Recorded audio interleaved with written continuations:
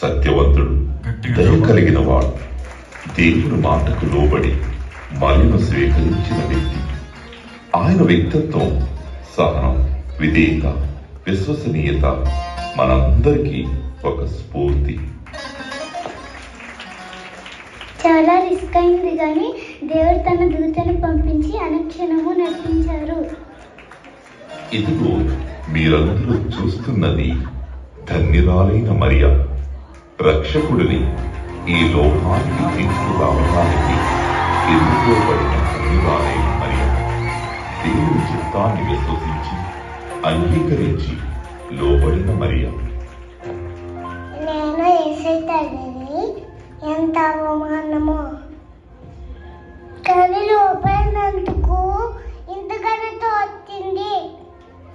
ఈ వ్యక్తులందరూ తమ జీవితంలో ఎంత కష్టమైనా నష్టమైనా దేవుని కొరకు నిలబడినందుకు దేవుని యొక్క గొప్ప ప్రణాళికలో భాగమయ్యారు.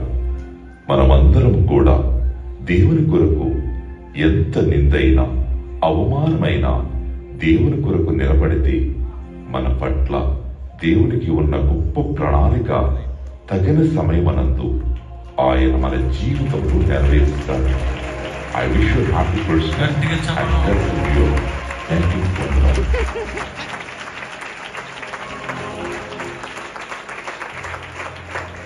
అయిపోయింది బాబు. యోసేపు మరి అందరు వెళ్ళిపోవచ్చు. ఇటు వెళ్ళిపోయేటట్లేదు. ఇటు